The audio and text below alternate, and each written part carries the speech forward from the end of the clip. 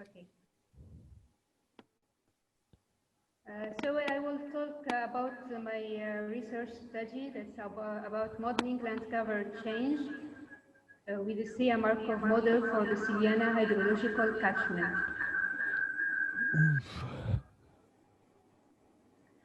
I will talk now about why we have chosen this subject.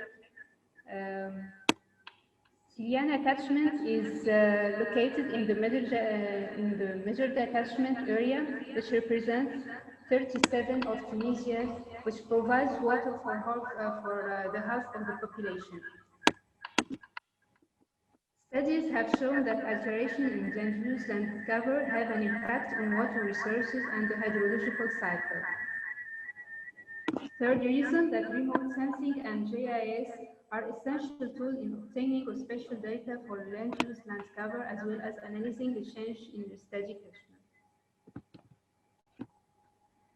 So our objective is to model land use dynamics of the Siliana catchment in Tunisia using stochastic GIS embedded land use dynamic model based on Markov chain and cellular automata.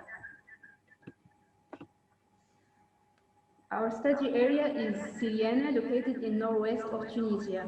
Its surface is 1,028 square kilometers. The annual precipitation is 580 millimeters per year. The main land use type is cereal with 64% of the catchment area, and the major soil groups are limestone and Lubizol. I will talk about the data required. We have used three data. The first is satellite data. We have downloaded 4 satellite image, Landsat 5 and Landsat 8 with 13 meters of resolution. And the biophysical data are the land cover map, the dam, the precipitation, and the socioeconomic data are the population, the settlement, the road network, and the railway network. The first step in modeling land use land cover change is the elaboration of land use maps. The first step is to correct and improve the satellite image with ERDA software, then to do the supervised classification of satellite image, and finally to elaborate the land use maps with ArcGIS software. And finally, we have 4 land use land cover maps from 1990 to 2019. And we have finally 8 classes: cereal cultivation, olive plantation, pasture, dense forest, clear forest, urban area, irrigated area, and water. Now I will talk about the methodology of cellular automata Markov chain modeling. So the first step, using Markov chain analysis, we have extracted the transition area matrix and the transition probability matrix from 2 land cover 2000 and land cover 2008. Then with the suitability maps, we have predicted land use maps of 2090 using the cellular automata Markov chain model, the contribution of 2 models, cellular automata and Markov chain. And using the kappa index, we have validated our CA Markov model. After validation, we have predicted land cover maps of 2030 and 2050. I will talk about Markov chain analysis. Markov model is a stochastic model proposed by the Russian mathematician Andrei Markov. The probability of moving from one state to another state is called the transition probability. Like we see here, the transition probability matrix. P is the Markov transition probability matrix, e.g. the land type of the first E, and second G, the second time period, e.g. the probability from land type E to land type G. The transition area matrix is produced by multiplying each column of the transition probability matrix P by number of pixels of corresponding class in the latter image. Then the cellular automata model. Cellular automaton is the discrete model for modeling spatial dynamics. It works depends on these equations.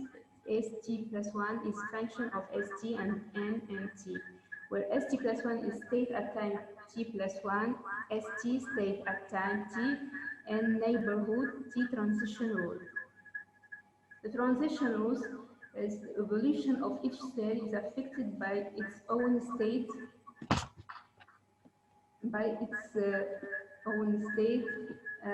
and this state of its image neighbor to the left and the right.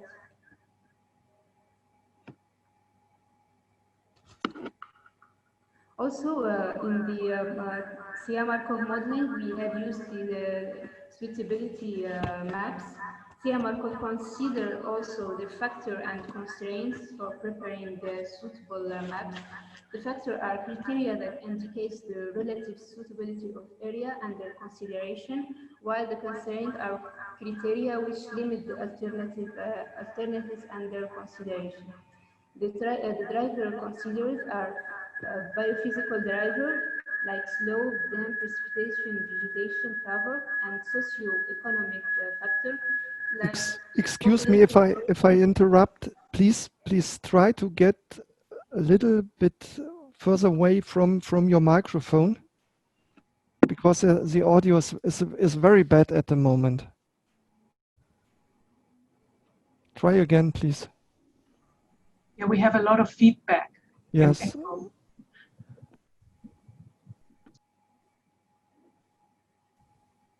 You can hear me now? Yeah. Okay. So the socio-economic factors are population growth, distance to road and rail network, and distance to urban land. The constraints are river course, existing settlement, and the river course. The suitability maps, we have for every land cover suitability map. So we have 8 suitability maps. And then we have done the accuracy assessment.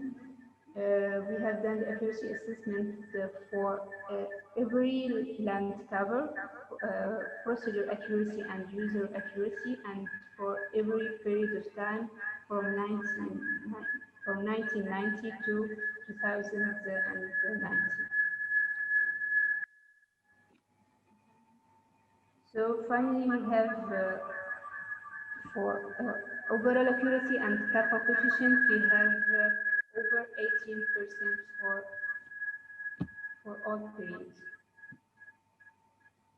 Then the land use land cover distribution from 1990 to 2019. Like we see here, we have the distribution of every land cover. The serial, we have the serial cultivation is fragile from 17%. There is no big difference for 13 years, maybe because this land cover is encouraged by the state. But we see in the irrigated land, we have that it's rise from 1% to almost 2%. The olive plantation from 0.35 to 1.66%. Here, land use land cover dynamic. You can see the gains and losses for every land cover, and the contribution to net change for every land cover for the cereal. We can see the contribution for cereal. We have the cereal that 2,000 hectare of area that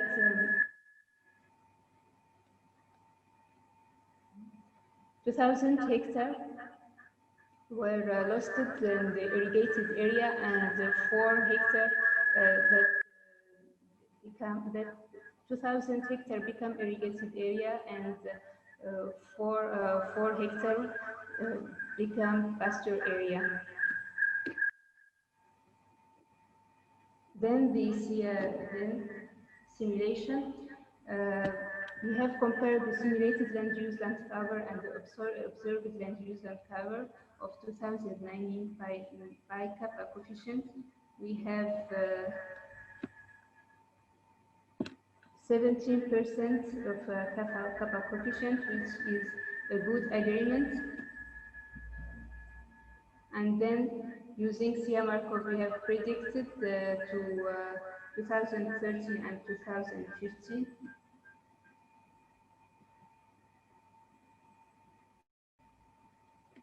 And we have the distribution of land use land cover for every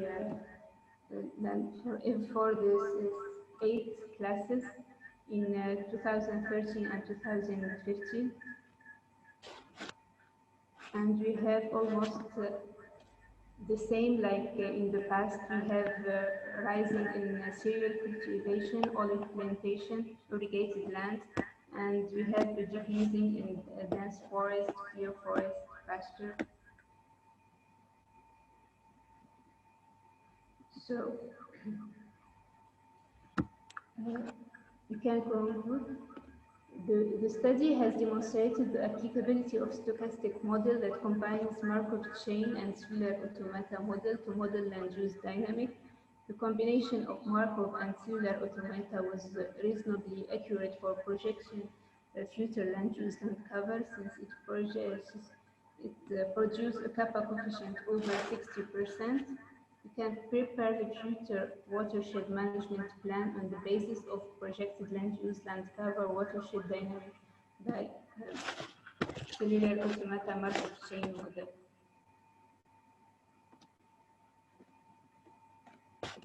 I'm sorry. Thank you. Thank you. All right. Thank you very much for the nice presentation. Are there any questions, any remarks? I had a question regarding the kappa. Did you use any other metrics besides kappa for evaluating the accuracy of your simulations? For the simulation, I used only kappa coefficient. Okay, so I'm going to post a link in the comments section. That's a publication by Gil Pontius. Oh, sorry, wait. And that discusses the use of alternative metrics in addition to kappa, and he discusses the usefulness of kappa and the updates over the last pretty much 10 years before that publication was made available. And I suggest that you look into it because it discusses the issues with the kappa metric and makes suggestions about which metrics to use instead. Okay, thank you. And if you're behind a paywall, send me an email, okay? Okay, thank you. And I think there are also very nice tools. So some years ago, there was this map comparison toolkit from some university in the Netherlands that really lets you import different maps, so calculated, simulated, and there you can run lots of different comparison metrics just by clicking. And you really get a good overview of or get a much broader perspective on the validity of your model. So this might also be an option for further improvement of these things. Yeah, and if I can also chip in, I also know that Pontius has prepared a lot of video tutorials about the use of different validation metrics.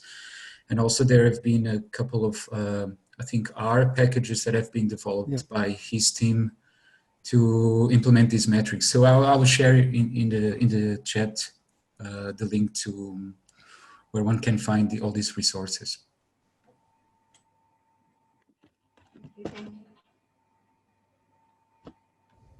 Yeah, very good. All right. So there was the remark from Zara that the developer of this map comparison toolkit is presenting in the next session at 3:40. But you all see it if you have a look at the chat. All right. Any other questions from your side?